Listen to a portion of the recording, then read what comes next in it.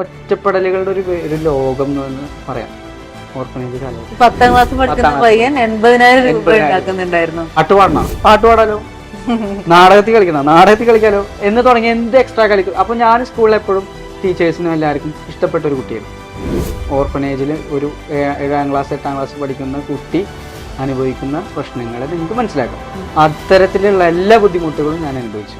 അന്ന് coin box, 1 രൂപ ഇട്ടിട്ട് വിളിക്കുന്ന ബോക്സ്. അപ്പൊ ഇതിൽ പൈസ ഒന്നും ഇല്ല, എന്നാലും കുട്ടികൾക്ക് സ്വയം തൊഴിൽ എന്നുള്ള ഒരു കോൺസെപ്റ്റ് ആയിരുന്നു. അന്ന് മാക്സി കച്ചവടമൊക്കെ ചെയ്തു വന്നിരുന്ന കുട്ടിയല്ലേ എന്ന് പറയും. കാരണം ഉമ്മാനോട് പോലും ഷെയർ ചെയ്യാൻ പറ്റാത്തത്ര അതുണ്ടായിരുന്നു. അങ്ങനെയുള്ള പല സ്ഥലങ്ങളിൽ നടക്കുന്ന കാര്യങ്ങൾ അവിടെ ഉണ്ടായിരുന്നു. ശരിയാക്കാൻ വേണ്ടി പോകുന്നു. അതെ. അപ്പൊ പിന്നെ ഒരു സ്ഥാപനം തുടങ്ങി. കാരണം ഞാൻ സ്കൂൾ വിട്ട് വരുമ്പോൾ ഈ സാധനം അവിടെ ഉണ്ടാവും.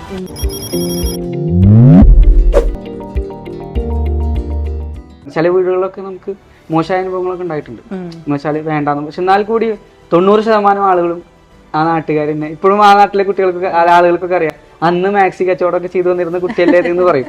കാരണം സ്ത്രീകൾക്ക് ഈ മാക്സി വീടുകളിലൊക്കെ ആളുകളൊക്കെ ഇപ്പോഴും ഉണ്ടല്ലോ. അപ്പൊ അന്ന് ഇൻസ്റ്റാൾമെന്റ് അല്ല, ഞാൻ ഡയറക്റ്റ് കൊണ്ടുകൊടുക്കുന്ന ഇൻസ്റ്റാൾമെന്റ് കൺസെപ്റ്റ് അല്ല. അപ്പൊ ഇന്ത്യയിൽ നിന്ന് എല്ലാവരും സപ്പോർട്ട്. ഇൻസ്റ്റാൾമെന്റ് ആളുകളെ എന്ന് പകരം ഞാൻ വരുമ്പോൾ ആളുകൾ ഏത് ആഘോഷമാണെങ്കിലും എന്നെ വെയിറ്റ് ചെയ്തിരിക്കും. അപ്പോൾ അവിടെ നിന്നാണ് ഫസ്റ്റ് ബിസിനസ് കോൺസെപ്റ്റ്, കച്ചവടം, സെയിൽസ് സ്കില്ല് ഞാൻ മനസ്സിലാക്കുന്നത്. ഇത് കിട്ടിയെങ്കിൽ കൂടി എന്നെ നോക്കാനുള്ള സാഹചര്യങ്ങൾ ഇല്ല. എന്റെ നല്ലൊരു വിദ്യാഭ്യാസം കാര്യങ്ങൾക്കും വേണ്ടിയിട്ട് എന്നെ ഒരു ഓർഫനേജിൽ കൊണ്ടാക്കി. അപ്പോൾ ഓർഫനേജിൽ എല്ലാവരും കൂടി പ്രഷർ ചെയ്തപ്പോഴാണ് കൊണ്ടാക്കുന്നത് കേട്ടോ. ഓർഫനേജ് എന്ന് പറഞ്ഞാൽ അടുത്ത ഘട്ടമായിരുന്നു. ഞാൻ പറയാതെ തന്നെ നിങ്ങൾക്ക് മനസ്സിലാക്കാം. ഒരു ഓർഫനേജിൽ ഒരു 7ാം ക്ലാസ് 8ാം ക്ലാസ് പഠിക്കുന്ന കുട്ടി അനുഭവിക്കുന്ന പ്രശ്നങ്ങളെ നിങ്ങൾക്ക് മനസ്സിലാക്കാം. അത്തരത്തിലുള്ള എല്ലാ ബുദ്ധിമുട്ടുകളും ഞാൻ അനുഭവിച്ചു. എല്ലാ ബുദ്ധിമുട്ടുകളും അനുഭവിച്ചു. ഒറ്റപ്പെടലുകളുടെ ഒരു ലോകം എന്ന് പറയാം ഓർഫനേജ് കാലഘട്ടം. ഇപ്പോഴും എനിക്ക് മനസ്സിൽ പേടിയാണ് ആ കാലഘട്ടത്തിൽ വളരെ അധികം. പക്ഷെ ആ ഒരു കാലഘട്ടത്തിൽ ഞാൻ അത് അനുഭവിച്ച കാരണം കൊണ്ടായിരിക്കും ഇന്നും ഏത് പ്രതിസന്ധി വന്നാലും ഞാൻ നേരിടും. പല തവണ ഞാൻ ചാടി പോകാൻ നോക്കി, ഒരുപാട് തവണ ഓർഫനേജിൽ. എന്നാലും പിന്നെയും തിരിച്ച് നമ്മൾ വീട്ടിലെത്തുമ്പോഴത്തേനും ഓർഫനേജിന് വണ്ടി അവിടെ വന്നിട്ടുണ്ടാവും. തിരിച്ച് നമ്മൾ വീട്ടിലേക്ക് എത്തും. പക്ഷെ അവിടെ അനുഭവിക്കുന്ന കഷ്ടതകളെ കുറിച്ച് ഉമ്മാട് പറയാൻ പറ്റാത്ത കഷ്ടതകളായിരിക്കും. അപ്പൊ ഒരു പരിധിയല്ലേ നമുക്കുള്ളൂ. ഒറ്റപ്പെടലുകളൊക്കെ നല്ലോണം ഞാൻ ഉമ്മാനോട് പോലും ഷെയർ ചെയ്യാൻ പറ്റാത്തത്ര അതുണ്ടായിരുന്നു. അങ്ങനെയുള്ള പല സ്ഥലങ്ങളിൽ നടക്കുന്ന കാര്യങ്ങൾ അവിടെ ഉണ്ടായിരുന്നു. ഇപ്പോഴും നടന്നുകൊണ്ടിരിക്കുന്നുണ്ട് അങ്ങനെയുള്ള കാര്യങ്ങളൊക്കെ, എന്നാലും ഉണ്ടായിരുന്നു. പക്ഷെ എന്നെ സംബന്ധിച്ചിടത്തോളം അതെനിക്ക് അക്സെപ്റ്റ് ചെയ്യാൻ പറ്റാത്ത കാര്യങ്ങളായിരുന്നു. പ്രത്യേകിച്ച് ഫ്രീഡം അനുഭവിച്ചുകൊണ്ടിരുന്ന എന്നെ കൊണ്ടുപോയിട്ട് ഒരു ഓർഫനേജിലാക്കി കഴിഞ്ഞാൽ ഞാനൊരു ജയിലിൽ തന്നെ എന്നുള്ള പറയാൻ പറ്റും. കുറവുകളൊക്കെ മനസ്സിലാക്കാവുന്ന, കാരണം പാടത്തും വരമ്പത്തും കളിച്ചിരുന്ന ഒരു കുട്ടിനെ ഓർഫനേജ് കൊണ്ടുപോയിടുമ്പോഴുള്ള പ്രശ്നങ്ങൾ തീർച്ചയായിട്ടും. അപ്പൊ അത് എനിക്കത് കൂടുതൽ എന്റെ ജീവിതത്തിൽ അധികം അത് ബാധിച്ചിരുന്നു. അതുകൊണ്ട് തന്നെ അത് അതിന്റെ ഒരു വശം കൂടി ഉണ്ട്.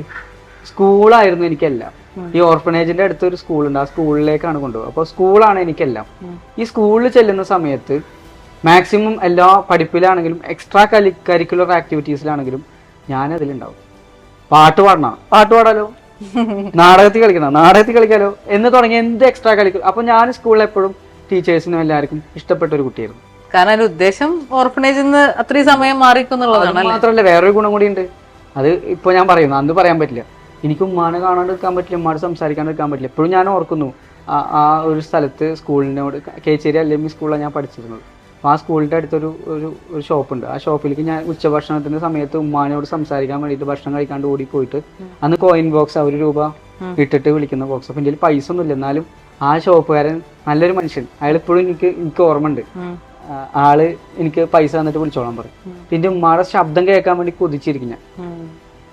ഉമ്മാടൊന്ന് സംസാരിച്ചാൽ മതി പറയും. അപ്പൊ ഞാൻ ഫോണിൽ ഞാൻ ആ സമയത്ത് കോയിൻ ബോക്സിൽ വീട്ടിലേക്ക് വിളിക്കും. ലാൻഡ് ഫോണാണ്. ഉമ്മാനോട് സംസാരിച്ച് കഴിഞ്ഞിട്ട് ഒരു റിലാക്സേഷൻ. പിന്നെ അന്നത്തെ ദിവസം ഫുള്ള് ഞാൻ ഹാപ്പി ആവും. അപ്പൊ എനിക്ക് എന്തും ചെയ്യാനുള്ള എനർജി ആയിരുന്നു കിട്ടും. അത്രയും ഉമ്മ തന്നെയാണ് എനർജി. ആ ഒരു എനർജി അന്നും ഇന്നും എന്നും. അവിടുന്ന് അങ്ങോട്ട് പിന്നെ ഈ പറഞ്ഞ ഞാൻ പിന്നെയും പോയിന്റിലേക്ക് വരാം. ഈ എക്സ്ട്രാ കരിക്കുലർ ആക്ടിവിറ്റീസിന്റെ സന്ദർഭത്തിൽ IT എഡ് സ്കൂൾ എന്ന് പറഞ്ഞൊരു പദ്ധതി ഉണ്ട് ഗവൺമെന്റ്. ഇപ്പോഴും ഉണ്ട്, വളരെ ആക്റ്റീവായിട്ട്. അന്ന് ആ കാലത്ത് കൂടുതൽ സജീവമാണ്. അവര് കൂടുതലും എടുത്തു പറയേണ്ട ഒരു കാര്യം എന്താ വെച്ചാൽ നല്ലൊരു പ്രൊജക്റ്റാണ്. കൂടുതലും സ്കൂൾ കുട്ടികളെ എക്സ്ട്രാ കരിക്കുലർ ആക്ടിവിറ്റീസിൽ അവർ സപ്പോർട്ട് ചെയ്യുന്ന ട്രെയിനിങ്സും കാര്യങ്ങളൊക്കെ കണ്ടക്ട് ചെയ്യും. അന്ന് ഈ ഉബുണ്ടു ലിനക്സ് ഒക്കെ ഓർമ്മ ഉണ്ടെന്ന്, അതൊക്കെ IT എഡ് സ്കൂളിന്റെ അണ്ടറിലായിരുന്നു. അന്ന് കേരള ഗവൺമെന്റിൽ എല്ലാ ക്ലാസ്സുകളിലും എല്ലാ സ്കൂളുകളിലും അവർ ഇംപ്ലിമെന്റ് ചെയ്തൊരു പ്രൊജക്റ്റാണ്. അപ്പോൾ അതിന്റെ ഭാഗമായിട്ട് കുട്ടികളുടെ കൂടുതൽ ഈ എക്സ്ട്രാ ഉദ്ദേശം ആക്ച്വലി കുട്ടികൾക്ക് സ്വയം തൊഴിൽ എന്നുള്ള ഒരു കോൺസെപ്റ്റ് ആയിരുന്നു. സ്വയം തൊഴിൽ മാത്രമല്ല, പല രീതിയിലുള്ള ട്രെയിനിങ്ങുകൾ ഉണ്ട്, വിഷ്വൽ മീഡിയ ട്രെയിനിങ്സ് ഉണ്ട്. അപ്പോൾ സ്കൂൾ കാലഘട്ടത്തിലെ കുട്ടികൾക്ക് അങ്ങനെയുള്ള ട്രെയിനിങ്ങുകൾ കിട്ടി തുടങ്ങണം. അതൊരു പോസിറ്റീവ് കാര്യമാണ്. അതിന്റെ ഏറ്റവും നല്ല ഉദാഹരണമാണ് ഞാൻ. അതിനെ ഏറ്റവും നല്ല രൂപത്തിൽ ഉപയോഗിച്ച ഒരാളാണ് ഞാൻ. അപ്പോൾ അത് ഞാൻ ആ കഥയിലേക്ക് പറഞ്ഞു വരാം. അങ്ങനെ ഈ സ്കൂൾ ITH സ്കൂളിൻ്റെ ഒരു പദ്ധതി, ഒരു 4 ദിവസത്തെ പദ്ധതി, ഒരു 4 ദിവസം എന്ന് പറയുമ്പോൾ ഒരു മാസത്തിൽ ഒരു ദിവസം വെച്ചിട്ട് അങ്ങനെ 4 മാസത്തിലാണ് ആ പ്രൊജക്റ്റ്. ഈ കമ്പ്യൂട്ടർ ഹാർഡ്വെയർ, ബേസിക് ഹാർഡ്വെയർ ഉണ്ട്, അതിന്റെ ട്രെയിനിങ് ആയിരുന്നു. അപ്പോൾ എനിക്ക് ആ സമയത്ത് കമ്പ്യൂട്ടറൊക്കെ ഭയങ്കര ഇഷ്ടമാണ്. അപ്പോൾ കമ്പ്യൂട്ടറൊക്കെ നമ്മളെ ഈ ഇപ്പോഴത്തെ പോലുള്ള സോഷ്യൽ മീഡിയ കാലഘട്ടത്തിൽ കമ്പ്യൂട്ടർ വന്നിട്ട് അതിന്റെ ഗെയിമും കാര്യങ്ങളും ഫോട്ടോഷോപ്പ് അതൊക്കെ ഇങ്ങനെ ഇറങ്ങുന്ന സമയമാണ് ആ സമയത്തിട്ട്. അന്ന് ഈ കൂടുതലും ഈ ആ കമ്പ്യൂട്ടറുകൾ സാധാരണ സമ്പന്നരായ ആളുകളുടെ വീടുകളിലൊക്കെ കണ്ടുവരുന്ന ഒരു ഉപകരണം. അപ്പൊ ആളുകളുടെ ഇടയിലേക്ക് വന്നു തുടങ്ങിയുള്ള സമയമാണ് കമ്പ്യൂട്ടറുകൾ. അപ്പൊ ആ സമയത്താണ് ഞാൻ ഈ ഒരു മേഖലയിലേക്ക് വരുന്നത്, കമ്പ്യൂട്ടറിന്റെ മേഖലയിലേക്ക്. അപ്പൊ അന്ന് ഈ ITH സ്കൂളിന്റെ ട്രെയിനിങ് കിട്ടി. ആദ്യത്തെ ദിവസം തന്നെ ആ ട്രെയിനിങ് എനിക്ക് ഭയങ്കരമായിട്ട് ഇൻസ്പയർ ചെയ്തു. കാരണം എനിക്ക് എന്തെങ്കിലും ഒരു എക്സ്ട്രാ ഒരു വരുമാനം കിട്ടുന്ന സംവിധാനമാണ് അത്. ഞാൻ ബിസിനസ് ചെയ്ത് തരുന്ന ഒരാൾ ഈ ഓർഫനേജിൽ നിൽക്കുന്ന സമയമാണ്. അപ്പോൾ ഈ സംഭവം കണ്ടപ്പോൾ നമുക്കൊരു പോസിറ്റീവ്നെസ് കിട്ടില്ലേ ചില കാര്യങ്ങൾ ചെയ്യുമ്പോൾ. ഇതാണ് അങ്ങനെ ഒരു പോയിന്റ് എനിക്ക് അതിൽ കിട്ടി. അപ്പൊ ഞാൻ അതിന് കൂടുതൽ ടൈം അതിന് കൊടുത്തു. സത്യം പറഞ്ഞാൽ അതിൽ ഇംഗത്തിലും കൂടുതൽ ഓർഫനേജിൽ നിന്ന് പോരാനുള്ള ഒരു ഐഡിയ കൂടി ഞാനത് ഓർഫനേജിൽ കറക്റ്റ് ആയിട്ട് യൂസ് ചെയ്തു. ഞാൻ ആ സമയത്ത് എന്ത് ചെയ്തെന്ന് വെച്ചാല് കൂടുതൽ സമയവും സ്കൂളിൽ വന്നപ്പോൾ ഒരു ദിവസം സ്കൂളിൽ നിന്ന് ഇവിടുന്ന് പഠിച്ചു വന്ന പിറ്റത്തെ ഒരാഴ്ചയിൽ ഞാൻ ഇതിനെ കുറിച്ച് നോക്കിയിട്ട് അന്ന് സ്കൂളിൽ IT പീരീഡിലൊക്കെ ഇതിനെ കുറിച്ച് നോക്കും. കമ്പ്യൂട്ടർ കേടുവന്ന് കിടക്കുന്ന കമ്പ്യൂട്ടർ, ഈ റാമിൽ പൊടി തുറച്ചിടുന്ന പരിപാടിയൊക്കെയാണ് ഹാർഡ്വെയറിൽ. അപ്പോൾ അന്ന് ഒരു കമ്പ്യൂട്ടർ കേടുവന്നുണ്ടായിരുന്നത്, ഡിസ്പ്ലേ വരാതായപ്പോൾ ഞാൻ ജസ്റ്റ് റാമിൽ പൊടിയൊക്കെ തുറച്ചിട്ട് നോക്കുമ്പോൾ സംഭവം ശരിയായി, പഠിച്ചത് ശരിയാണ്, ഓക്കെയാണ്. എനിക്ക് ഭയങ്കരമായിട്ട് അത് ഇതായി. ഒരു കമ്പ്യൂട്ടർ നമുക്കറിയാലോ, ഒരു സാധനം മെക്കാനിക്കൽ മൈൻഡ് ഒക്കെ ഉണ്ടെങ്കിൽ അത് ശരിയായി വരുമ്പോൾ നേരെ ഞാൻ എന്ത് ചെയ്ത് പിന്നെ ആ ഒരു സമയത്ത് പതുക്കെ ഞാൻ വീട്ടിലേക്ക് പിന്നെയും ചാടിപ്പോവും, പിന്നെയും വരും. ലാസ്റ്റ് വരവിൽ ഞാൻ പറഞ്ഞു, എൻ്റെ മാമാനോട് ഞാൻ പറഞ്ഞു, മാമ ഇങ്ങനെ കുറച്ച് പ്രശ്നങ്ങളുണ്ട്, ഞാൻ ഇനി നിൽക്കില്ല. എന്റെ വീട്ടിൽ എൻ്റെ ഉമ്മാനെ സഹായിക്കാനായിട്ട് പ്രശ്നങ്ങൾ കൂടി വന്നു മീൻസ് പിന്നെ ഈ ട്രെയിനിങ്ങിനൊക്കെ പോയി വന്നതിന് ശേഷം എനിക്ക് നിൽക്കാൻ പറ്റുന്നില്ല, അങ്ങനത്തെ അത്തരം സാഹചര്യം വന്നു. അങ്ങനെ ചാടി പോന്നിട്ട് പിന്നെ ഞാൻ പറഞ്ഞു ഇനി ഞാൻ പോവില്ല പറഞ്ഞു, ഇനി പോയി കഴിഞ്ഞാൽ ഞാൻ അങ്ങോട്ട് വരില്ല പറഞ്ഞു. അപ്പൊ മാമ ഉമ്മാടെ അടുത്ത് കാര്യങ്ങളൊക്കെ പറഞ്ഞ് മനസ്സിലാക്കി എല്ലാവരും പറഞ്ഞിട്ട് പക്ഷെ എന്നെ വീട്ടിൽ തന്നെ ആക്കി. പക്ഷെ വീട്ടിൽ നിന്ന് സ്കൂളിലേക്ക് പോയി വരിക അത്യാവശ്യം ദൂരമുണ്ട്. പക്ഷെ എന്നാൽ കൂടി ഞാൻ എന്ത് ചെയ്ത് സ്കൂളിലേക്ക് പോകും. വൈകിട്ട് രാത്രിയിലൊക്കെയാണ് ഞാൻ വീട്ടിലേക്ക് എത്തുക. ഒരു 10-15 ദിവസമൊക്കെ അങ്ങനെ പോയപ്പോഴും നമുക്ക് പോയി വരാൻ ചെലവില്ലേ, അതുപോലും തരാനുള്ള സംവിധാനം ഇല്ല. പോയി വരികയെന്ന് വെച്ച് കഴിഞ്ഞാൽ ഇപ്പോഴും അങ്ങനത്തെ ആ ഒരു സ്കൂളിലൊക്കെ പോകാൻ പറ്റാത്ത കുട്ടികൾ ഉണ്ടാവുമായിരിക്കും എനിക്ക് തോന്നുന്നുണ്ട്. അപ്പൊ ആ ഒരു കാലഘട്ടത്തിൽ ഞാനും അങ്ങനെ ആയിരുന്നു. സ്കൂള് അതിനുള്ള വരുമാനത്തിന് എവിടുന്ന കണ്ടെത്തിയത്? അപ്പോഴാണ് എന്തെങ്കിലും ജോലി വേണമെന്നുള്ള ചിന്താഗതി വന്നത്. വേറെ ഓപ്ഷൻ ഇല്ലല്ലോ. അപ്പൊ ഞാൻ ഈ സ്കൂളില് കേച്ചേരിയാണല്ലോ, സ്കൂള് വിട്ട് കഴിഞ്ഞാല് ഞാൻ എന്ത് ചെയ്യുന്ന വെച്ചാല് ഓരോ ജോലികൾ അന്വേഷിച്ച് നടന്നു. ഒരു ദിവസം എനിക്കൊരു ഫ്രൂട്ട്സ് കടയിൽ ജോലി കിട്ടി, ഫ്രൂട്ട്സ് എടുത്തു കൊടുക്കാനൊക്കെ ആയിട്ട്. അവിടുന്ന് ആ ജോലി അത്ര സുഖകരമല്ലാന്ന് തോന്നി. അപ്പൊ ചെറിയ പൈസക്കാണ് അന്നത്തെ ശമ്പളം. അപ്പൊ അവിടുന്ന് അടുത്തൊരു ന്യൂ സിറ്റി സിൽക്സ് എന്നൊരു ഒരു ഷോപ്പ് ഉണ്ട്, മുത്തുഹാജി എന്ന് പറയും, ഇപ്പൊ നല്ലൊരു മനുഷ്യനാണ്. അപ്പൊ അദ്ദേഹത്തിന്റെ ഷോപ്പില് ഡ്രസ്സ് എടുത്തു കൊടുക്കാൻ നിന്നു. അപ്പൊ അവിടുന്ന് ഡ്രസ്സ് എടുത്തു കൊടുക്കാൻ നിൽക്കുമ്പോ ഈ സെയിൽസ് ഗേൾസിന്റെ ഒക്കെ പ്രശ്നങ്ങൾ ഞാൻ അന്ന് റിയലൈസ് ചെയ്തിട്ടാണ്. വലിച്ചു വാരിയിടും. ഞാനിപ്പോ ഒരു ഷോപ്പിൽ പോയാലും ആരെയും അത്തരത്തിൽ ബുദ്ധിമുട്ടിക്കാറില്ല. നമുക്ക് ഇഷ്ടപ്പെട്ടത് എടുക്കുമ്പോ എല്ലാം വലിച്ചു വാരി ഇടിപ്പിക്കുമ്പോ അത് മടക്കി വെക്കുന്ന പരിപാടിയായിരുന്നു എന്റെ സെയിൽസിൽ. അപ്പൊ ഇത് മടക്കി വെച്ച് വരുമ്പോഴത്തേനൊക്കെ സ്കൂൾ വിട്ടിട്ടല്ലേ ഈ വരുന്നത്. അപ്പം ഭക്ഷണം ടയേർഡായിട്ടാണെങ്കിൽ രാത്രി 9 മണി വരെ കട അടക്കണ വരെ നമ്മൾ നിൽക്കണം. അതൊക്കെ അടക്കി ഒതുക്കി വെച്ചിട്ട് സെറ്റ് ആയി കസ്റ്റമർ വലിച്ചടിക്കും. പിന്നെ അതൊക്കെ സെറ്റായി കഴിഞ്ഞതിന് ശേഷം ഞാൻ വീട്ടിൽ പോകും. വീട്ടിലേക്ക് പോകും 9 മണിക്ക് ശേഷം വല്ല വണ്ടിയുടെ മേലൊക്കെ കൊത്തി പിടിച്ചിട്ട് 8ാം ക്ലാസ്സിലോ 9ാം ക്ലാസ്സിലൊക്കെ പഠിക്കുന്ന പയ്യനാട്ടാ. ആ കാലഘട്ടമാണ്. വല്ല വണ്ടിയുമേലൊക്കെ കൊത്തി പിടിച്ചിട്ട് രാത്രിയിൽ വീട്ടിലേക്ക് പോകും. റിസ്ക് എടുത്തിട്ടൊക്കെയാണ് പോകും. മകതൊന്നും അറിയില്ല, എന്നാലും ഞാൻ വീട്ടിലേക്ക് എത്തും. പിറ്റേ ദിവസം രാവിലെ എനിക്ക് നേരത്തെ വെച്ചിട്ട് പിന്നെയും പോകും. അപ്പൊ കുറേശ്ശൊക്കെ വരുമാനം കിട്ടി തുടങ്ങി ചെറിയ രീതിയിൽ. പക്ഷെ ഒരു ദിവസം ഞാൻ ഇങ്ങനെ ഇത് വലിച്ചത് അടക്കി വെക്കുമ്പോൾ ആ കടയുടെ ഓണർ, ആൾക്ക് 2-3 ഷോപ്പുകളുണ്ട്, ആള് വന്ന് എന്നെ കണ്ടു. അപ്പൊ ആളിന്റെ അടുത്ത് പറഞ്ഞു, മോനെ മോൻക്ക് എന്റെ കഥകളൊക്കെ ചോദിച്ചു മൂപ്പർക്ക് ഞാൻ എന്റെ കഥകളൊക്കെ പറഞ്ഞു കൊടുത്തു.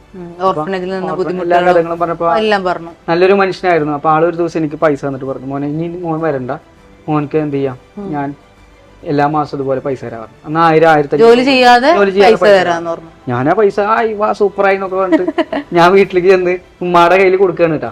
ഉമ്മ ഇതെങ്ങനെ ഒരാൾ വന്നിരുന്നു പൈസ തന്നു, ഇനിയോട് കടയ്ക്ക് വരണ്ട, നമ്മൾ രക്ഷപ്പെട്ടു, എല്ലാ മാസം ആള് പൈസ തരാന്ന് പറഞ്ഞത്. അന്ന് ഉമ്മ അടുത്ത ട്വിസ്റ്റ്, ഉമ്മ എനിക്ക് ആ പൈസ അതേപോലെ തിരിച്ചു തന്നിട്ട്, മോനെ ഇത് നമുക്ക് അർഹതപ്പെട്ട പൈസ അല്ല, ഇത് നീ നമ്മൾ അധ്വാനിച്ച് ഉണ്ടാക്കിയ പൈസ അല്ല, ഇത് സന്തോഷത്തോടെ ആൾക്ക് കൊണ്ടു കൊടുക്ക്, എന്നിട്ട് ആളോട് പറയും നിനക്ക് എന്തെങ്കിലും ജോലി തരാൻ പറയും. അപ്പൊ എനിക്ക് ആ പൈസയുടെ വാല്യൂ, മൂല്യം മനസ്സിലാക്കാൻ പറ്റും. അപ്പോൾ എനിക്ക് ഇപ്പോഴും വേർഡ്സ് അതേപോലെ തന്നെ മനസ്സിലുണ്ട്, തിരിച്ചു കൊടുക്കാൻ പറയും. അപ്പൊ ഞാൻ വിചാരിച്ചു എന്ത് ഉമ്മക്ക് പ്രാന്താണ്, നീ തന്നെ കൊണ്ടുകൊടുക്കും, എന്നാലും വേണ്ടില്ല ഉമ്മ പറഞ്ഞാലേ കൊണ്ടുകൊടുക്കാറ്. ഞാൻ നേരെ അതുപോലെ കൊണ്ടുകൊടുത്തിട്ട് മൂപ്പരോട് പറഞ്ഞപ്പോൾ മൂപ്പർക്ക് ഭയങ്കര സന്തോഷമായി. അപ്പൊ ഈ ജോലിയിൽ നിന്ന് മാറ്റിയിട്ട് അടിയിലൊരു അപായക്കട തുടങ്ങിയിരുന്നു. ആ അപായക്കടയിലേക്ക് മൂപ്പര് നിർത്തി. ഇത്രയും ബുദ്ധിമുട്ടില്ല, അവിടെ എപ്പോഴെങ്കിലും കൂടുമ്പോൾ കസ്റ്റമേഴ്സ് വരുള്ളൂ, ഒരു അപായം അടക്കിക്കാനൊന്നും വലിയ പ്രശ്നങ്ങളും ഉണ്ടായിരുന്നില്ല. മൂപ്പര് സപ്പോർട്ട് ചെയ്ത മനുഷ്യനാണ് മൂപ്പരും. അതെ, ഈ കാര്യങ്ങളൊക്കെ കേട്ടപ്പോ അപ്പൊ അതിലിങ്ങനെ നിൽക്കുക. അതിൽ നിൽക്കുമ്പോഴാണ് തൊട്ടുമുകളിൽ ഒരു, അപ്പൊ ഞാൻ ഈ കോഴ്സൊക്കെ കഴിഞ്ഞ് 2ാമത്തെ ആഴ്ചത്തെ കോഴ്സും കൂടി വന്നു ഈ അപായക്കടന്റെ മുകളിൽ. അപ്പൊ ഇതിന്റെ മുകളിൽ ഒരു സ്റ്റുഡിയോ ഉണ്ട്. അപ്പൊ അവിടെ കമ്പ്യൂട്ടർ ഉണ്ട്. കമ്പ്യൂട്ടറിലേക്ക് എന്റെ മൈൻഡ് ഇങ്ങനെ പോയിക്കൊണ്ടിരിക്കുമല്ലോ. അപ്പൊ ഇതിന്റെ ഇടയിൽ ഗ്യാപ്പ് കിട്ടുമ്പോൾ ഞാൻ അവിടെ പോയിരിക്കും. അപ്പൊ ഒരു ദിവസം അവര് പറഞ്ഞു, ജംഷീദ് എന്ന് പറയും, ജംഷീദ് കേച്ചേരി പറയും, എന്റെ ജംഷിക്ക.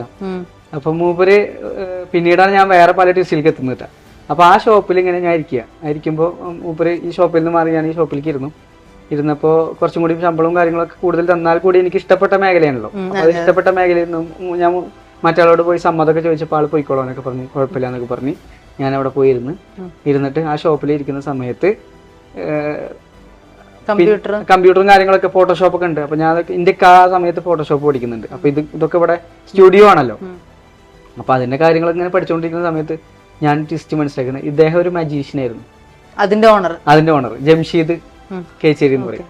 അപ്പൊ ആളുടെ മാജിക് ചെയ്യുന്ന വേദികളിലും കാര്യങ്ങളൊക്കെ മാജിക് അല്ലേ, ഭയങ്കര നേരെ ഇൻട്രസ്റ്റ് ഉള്ള സാധനമാണല്ലോ. ഞാനൊരു 8ാം ക്ലാസ് പഠിക്കുന്ന കുട്ടിയാണല്ലോ. ഇദ്ദേഹം പല മാജിക്കിന്റെ വേദികളിലൊക്കെ പോകുമ്പോ ഇങ്ങനെ കൊണ്ടുപോകും, അസിസ്റ്റന്റ് ഒക്കെ ആയിട്ട് കൂടെ കൊണ്ടുപോയിട്ട് പെട്ടിലൊക്കെ. അതെ, അതുപോലെ ട്രിക്സ് കാര്യങ്ങൾക്കൊക്കെ കൂടെ ഉണ്ടാവും. ഇപ്പോഴും ഓർമ്മ ഉണ്ട്, ഇന്നെ പഠിപ്പിച്ചെടുത്തിട്ടുണ്ട് ആള്. അപ്പൊ അതൊരു മേഖലയായിരുന്നു മാജിക്കിന്റെ. അപ്പോഴും ഈ ITH സ്കൂളിന്റെ 3ാമത്തെ മാസത്തെ കോഴ്സ് ഇതൊക്കെ 2-3 മാസത്തെ ഇടവേളകളാണ് നടക്കുന്നുണ്ടാവും. ഞാൻ 9ാം ക്ലാസ് ഒക്കെ എത്തിയിരിക്കുന്നു, 9-10 ക്ലാസ് എത്തിയിരിക്കുന്നു. അപ്പോൾ കൂടുതൽ സമയം എന്തിലായി, മാജിക്കിലും കാര്യങ്ങളൊക്കെ. ഒരു വേദിയിൽ എനിക്ക് മുതുകാട് സാറിന്റെ അമല ഹോസ്പിറ്റലിൽ ഒരു പ്രോഗ്രാം ഉണ്ടായിരുന്നു ക്യാൻസർ പേഷ്യൻസിന് വേണ്ടിയിട്ട്. അതിൽ മുതുകാട് സാറിന്റെ മാജിക് എനിക്ക് കാണാൻ സാധിച്ചു. അവിടെ പോയിട്ട് ചെറിയ ട്രിക്കൊക്കെ ആണ്, സാറിന് ഓർമ്മ ഉണ്ടാകുന്ന എനിക്കറിയില്ല. അതിൽ എനിക്ക് ഒരു അവസരമൊക്കെ ലഭിച്ചിരുന്നു. ട്രിക്കൊക്കെ കാണിച്ചു തുടങ്ങി. കാരണം അസിസ്റ്റന്റ് ആയിട്ട് കുറേശ്ശല്ലേ. പക്ഷെ അതാണ് മേഖല എന്നുള്ളത് പിന്നീട് കമ്പ്യൂട്ടർ മേഖലയിലേക്ക് വരാനുള്ള രൂപം. പിന്നെ 3ാമത്തെ മാസത്തെ ട്രെയിനിങ് കിട്ടിയപ്പോൾ ഞാൻ എന്ത് ചെയ്ത്, ഈ സ്റ്റുഡിയോയിലും അതേപോലെ അടുത്തുള്ള എന്റെ അടുത്ത വീടുകളിലൊക്കെ ഉള്ള കമ്പ്യൂട്ടറുകളൊക്കെ ജസ്റ്റ് നേരാക്കി തുടങ്ങിയപ്പോൾ തൊട്ടതൊക്കെ ശരിയാവുന്നുണ്ട്. അപ്പൊ എനിക്ക് മനസ്സിലായി എന്റെ മേഖല തന്നെയാണ്. തൊട്ടത്തൊക്കെ ശരിയാവുന്നുണ്ട്, നല്ല പൈസയും കിട്ടുന്നുണ്ട്. ഒരു സ്ഥലത്ത് നിന്ന് നേരാക്കിയപ്പോ അന്ന് 200 രൂപ 300 രൂപ കിട്ടും. അന്ന് 2000 രൂപ ഒരു മാസം ഒരു ഷോപ്പിൽ നിന്നാ കിട്ടുള്ളൂ. കാരണം അത്യാവശ്യം സമ്പന്നരുടെ വീട്ടിലാണ് കമ്പ്യൂട്ടർ ഉള്ളത്. ഇവര് കുന്നംകുളത്തും വേറെ ഷോപ്പുകളൊക്കെ പോയി നേരാക്കുമ്പോ 1000-2000 ഒക്കെ കൊടുക്കുന്നിടത്ത് എനിക്ക് 300 രൂപ 200 രൂപ തന്ന പരിപാടി കഴിഞ്ഞു. അത്രേ ഉള്ളൂ. അപ്പൊ പക്ഷെ ഞാനാണെങ്കിൽ തൊടുന്നത് എങ്ങനെയായാലും ശരിയാവുന്നുണ്ട്.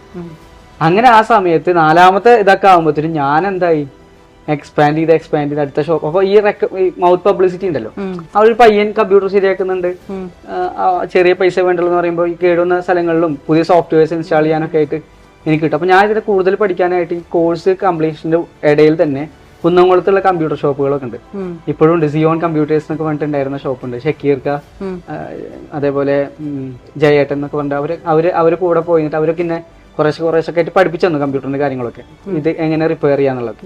അപ്പൊ ഞാൻ എന്ത് ചെയ്യുന്നു വെച്ചാല് ഈ പറഞ്ഞ കാര്യങ്ങളൊക്കെ ആയിട്ട് നാട്ടിൽ വന്നിട്ടും അടുത്ത ഒരു ദിവസം എനിക്കൊരു ഗ്രാമപഞ്ചായത്തിൽ ഒരു കമ്പ്യൂട്ടർ ശരിയാക്കാൻ പറ്റി. അവിടുന്ന് പിന്നെ പോലീസ് സ്റ്റേഷനിൽ പറ്റി, നമ്മളടുത്തുള്ള പോലീസ് സ്റ്റേഷനുകളൊക്കെ പറ്റി. അങ്ങനെ പതുക്കെ ഞാൻ കമ്പ്യൂട്ടറിന്റെ ആളുകൾ പറഞ്ഞിട്ട് എന്നെ ഇങ്ങനെ ഓരോ സ്ഥലത്തേക്ക് കൊണ്ടുപോകും. പൈസയും കിട്ടും, നല്ല പൈസ കിട്ടും. 300 രൂപ 400 രൂപ ഒരു കമ്പ്യൂട്ടർ ശരിയാക്കി കിട്ടും. അങ്ങനെ ഒരു ദിവസം 10 എണ്ണം കിട്ടിക്കഴിഞ്ഞാൽ എത്രയും 3000 രൂപ. ആ സമയത്ത് നല്ല ഹെൽപ്പായിരുന്നു, നല്ല രീതിയിൽ നമുക്ക് ഏൺ ചെയ്യാൻ പറ്റിയിരുന്നു. 9ാം ക്ലാസ് 10ാം ക്ലാസ് സമയട്ടാ.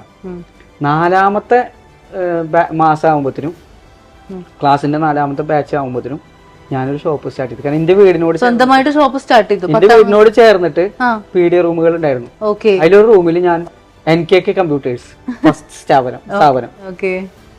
തൊട്ട കമ്പ്യൂട്ടറുകളൊക്കെ ഞാൻ ശരിയാക്കി കൊടുക്കലുണ്ട്. ഈ കൊച്ചു പയ്യനാണ് ഈ ഒരു സ്ഥാപനം സ്ഥാപനം ഇൻസ്പയറിംഗ്. നമ്മള് ബിസിനസ്സിൽ അന്ന് എനിക്ക് ഇൻസ്പിറേഷൻ കിട്ടും. നമുക്കൊരു വഴിയല്ലേ, കാരണം ഡെയിലി ഓരോ സ്ഥലത്തോട്ട് കമ്പ്യൂട്ടർ ശരിയാക്കാൻ വേണ്ടി പോകുന്നു. അതെ അതെ അതെ. അപ്പൊ പിന്നെ ഒരു സ്ഥാപനം അങ്ങ് തുടങ്ങി. കാരണം ഞാൻ സ്കൂൾ വിട്ട് വരുമ്പോൾ ഈ സാധനം അവിടെ ഉണ്ടാവും, കമ്പ്യൂട്ടറുകൾ അവിടെ കൊടുന്ന് വെച്ചിട്ടുണ്ടാവും വീട്ടില്. ഇക്ക ഒക്കെ മേടിച്ചു വെക്കും. ഞാൻ സ്കൂൾ വിട്ട് വന്നു കഴിഞ്ഞാൽ അതിലിരുന്നിട്ട് ചിലതൊക്കെ ഫോർമാറ്റ് ചെയ്യാനും റാം തുടച്ചു ഇടാനും ബോർഡ് കംപ്ലൈന്റ് ഒക്കെ ഉണ്ടെങ്കിൽ മാത്രം കുഞ്ഞുങ്ങൾക്ക് കൊണ്ടുകൊടുത്തിട്ടൊക്കെ നേരാക്കും. എന്നാലും ഞാനത് ശരിയാക്കിയിട്ട് കൊടുക്കും ആ സമയത്ത്. അപ്പൊ എത്ര വരുമാനം കിട്ടിയിരുന്നു ഒരു മാസം? 80,000 രൂപ ഒരു മാസം ഞാൻ വരുമാനം ഉണ്ടാക്കി. 10ാം ക്ലാസ് പഠിക്കുന്ന പയ്യൻ 80,000 രൂപ ഉണ്ടാക്കുന്നുണ്ടായിരുന്നു. ഇപ്പൊ നിങ്ങൾക്ക് ഒരു എക്സൈറ്റ്മെന്റ് തോന്നിയില്ലേ? ഇതേ എക്സൈറ്റ്മെന്റ് ഞാൻ എന്നെ പഠിപ്പിച്ച അന്നത്തെ ITH സ്കൂളിന്റെ സാറന്മാരോട് ഞാൻ പോയി പറഞ്ഞു. അവര് മനസ്സിൽ ഈ എക്സൈറ്റ്മെന്റ് കാരണം അവര് വാങ്ങിക്കുന്ന സാലറിയിലും കൂടുതൽ അതെനിക്കറിയില്ല. എന്നാൽ കൂടി അവരുടെ മനസ്സിൽ ഇതിന്റെ ഒരു എക്സൈറ്റ്മെന്റ് കണ്ടു. അവര് എന്നെ എന്ത് ചെയ്തു വെച്ചാല് ഞാൻ അറിയാതെ ഞാൻ പല സമയത്തും സംശയങ്ങൾക്ക് ഇവർ എന്നെ വിളിക്കുക. പക്ഷെ ഇവർ അറിഞ്ഞില്ല ഞാൻ ഈ ഷോപ്പ് ഇട്ടതൊന്നും. അപ്പൊ ഇവർക്ക് ഭയങ്കരമായി സന്തോഷം തോന്നി. കാരണം ഇവർ ചെയ്ത ഒരു എഫേർട്ടിന് ഗുണം കണ്ടിരിക്കുകയാണ്. സ്കൂളിൽ സാധാരണ ഒരു ട്രെയിനിങ് കഴിഞ്ഞ് നമ്മളൊക്കെ സ്കൂളിലൊക്കെ ട്രെയിനിങ്ങിനെ പോകുമ്പോൾ ട്രെയിനിങ് കഴിഞ്ഞാൽ നമ്മൾ വീട്ടിൽ പോരും, അടുത്ത പരിപാടി പോകും. പക്ഷെ എനിക്ക് വേറെ വഴിയില്ലായിരുന്നു. എനിക്ക് ജീവിതത്തിന് ഒരു വരുമാന മാർഗം ആവശ്യമായിരുന്നു. ഞാനിതിന് പിന്നിൽ പിടിച്ച കാരണം കൊണ്ട് തന്നെ 10ാം ക്ലാസ് പഠിക്കുന്ന സമയത്ത് 80,000 രൂപ വരെ ഒരു മാസം ഞാൻ ഉണ്ടാക്കിയിരുന്നു. സ്വന്തമായിട്ട് ഏൺ ചെയ്തിട്ട് ഉണ്ടാക്കി. ഈ സംഭവം വെച്ചിട്ട് അവരെനിക്കൊരു അതിലേക്ക് വരാൻ പോകുന്നുണ്ട്. ഒരു ദിവസം എൻ്റെ അടുത്ത് ഈ അവിടുത്തെ സാറ് വിളിച്ച് പറഞ്ഞു, അബൂക്കറെ നീ ഒരു പ്രോഗ്രാം ഉണ്ട്, ചെറിയൊരു അവാർഡ് ഉണ്ട്, നീ ഉമ്മാനെയും കൂട്ടി ഇന്ന ദിവസം ഒന്ന് വായോട്ടെ പറഞ്ഞു. തൃശ്ശൂർ സാഹിത്യ അക്കാദമി ഹാളിലാണ്. അപ്പൊ ഞാൻ വരാന്ന് പറഞ്ഞു. ഞാൻ പിറ്റേ ദിവസം ഉമ്മാടെ അടുത്ത് പോയിട്ട് പറഞ്ഞു, നിന്റെ അടുത്ത് സാറ് തൃശ്ശൂർക്ക് വരാൻ പറഞ്ഞിട്ടുണ്ട്. അപ്പൊ എന്റെ കയ്യിൽ നിന്ന് കിട്ടുന്ന ഈ പൈസ കൊണ്ട് വീടിന്റെ പാക്കൊക്കെ ഇങ്ങനെ ചെറുതായിട്ട് റിനോവേഷൻ ചെയ്ത് തുടങ്ങിയിട്ടുണ്ട്. അപ്പൊ എന്റെ മാമനുണ്ട് പുറത്തുനിന്ന്. ഇപ്പൊ ആൾക്കാരെ വിളിക്കണേന് വരെ എന്റെ ഉമ്മയും മാമനും പിന്നെ ജോയേട്ടൻ വേണ്ട ഒരു പണിക്കാരനുണ്ട്. അപ്പൊ ഇദ്ദേഹമാണ് അത് ചെയ്യുന്നത്. അപ്പൊ ആ സമയത്ത് ഞാൻ വന്ന് പറഞ്ഞപ്പോ ഉമ്മയും മാമയും പറഞ്ഞു, ഉമ്മയെ തോന്നിട്ട് മാമയെ ഓർമ്മയില്ല, ആരോ ഒരാള് പറഞ്ഞു, ഞാൻ പറഞ്ഞ അവാർഡിനുണ്ട് വല്ല പേനയും പെൻസിലും അവിടെയാവും പിന്നെ പോയി മേടിക്കാന്ന്. മാമയെ പറഞ്ഞു, ജോയേട്ടനെ പറഞ്ഞ ഓർമ്മയില്ല. അപ്പോൾ ആ സമയത്ത് ഇവരിൽ തന്നെ പറഞ്ഞ് പേനായാലും വേണ്ടില്ല പെൻസിലായാലും വേണ്ടില്ല, നമ്മളെ മോൻ കിട്ടുന്ന ഒരു അംഗീകാരമല്ലേ, പോയി മേടിക്കാൻ പറഞ്ഞു. അങ്ങനെ മാമ തന്നെ പറഞ്ഞു, മാമ സഹായിച്ചോളാം, അമ്മാട് പോയിക്കോളാൻ പറഞ്ഞു. അങ്ങനെ ഞാൻ നേരെ ഉമ്മാനെയും കൂട്ടിയിട്ട് പിറ്റത്തെ ദിവസം ഈ അവാർഡിന്റെ ദിവസം പോവാണ്.